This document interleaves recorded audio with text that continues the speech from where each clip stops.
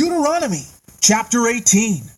The priests who are Levites, truly the whole tribe of Levi, are to have no part nor inheritance with Israel. They shall live on the offerings made to Yahweh by fire, for that is their portion. They shall have no inheritance among their brothers. Yahweh is their inheritance, just as he has said to them. This shall be the priest's share from the people who kill a bull or a sheep, the shoulder, the cheeks, and the inner parts. You are to give them the first fruits of your grain, new wine, oil, and the first fleece from the shearing of your sheep. For Yahweh your Father has chosen him out of all your tribes to stand to minister in the name of Yahweh, he and his sons forever. If a Levite comes from any of your cities where he has been living among Israel, and comes with all earnestness of mind to the place Yahweh chooses, then he may serve in the name of Yahweh his Father, just like all his fellow brothers, the Levites, who serve in front of Yahweh. He is to share equally in their benefits, even if he has received money from the sale of family possessions.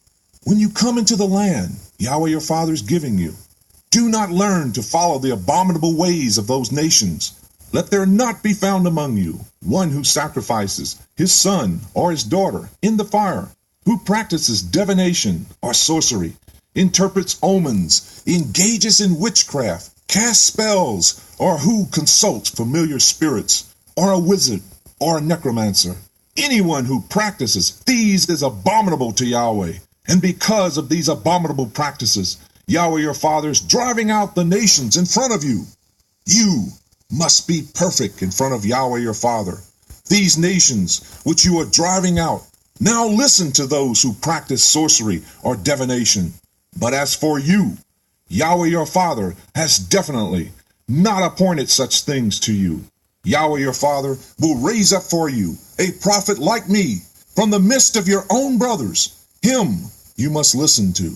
For this is what you asked of Yahweh at Horeb on the day you gathered together, saying, Let us not hear the voice of Yahweh our Father, nor see this great fire anymore, or we will die. Then Yahweh said to me, What they have spoken is the truth. I will raise up for them a prophet like you from among their brothers, and I will put my words in his mouth, and he will tell them everything I command him. Whoever will not listen to my words, which he speaks in my name, I will judge him for it.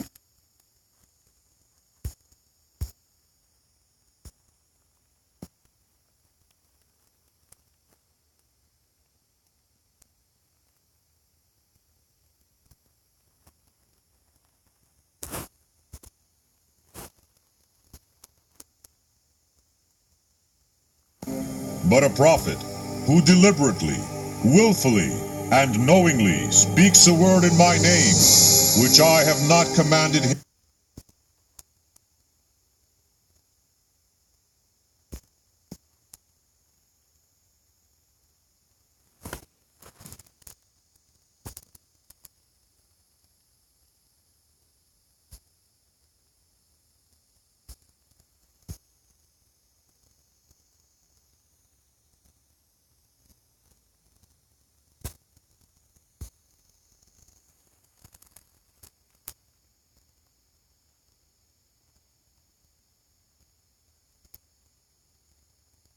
to say, and who speaks in the name of any god, that prophet must be put to death.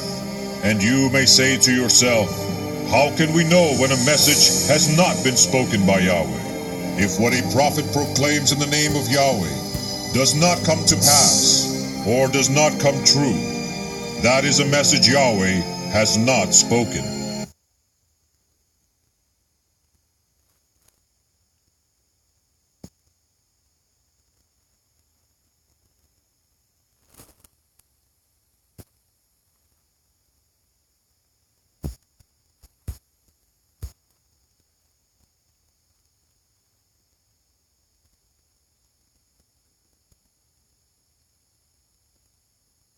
That prophet has deliberately, willfully, and knowingly spoken what is not true.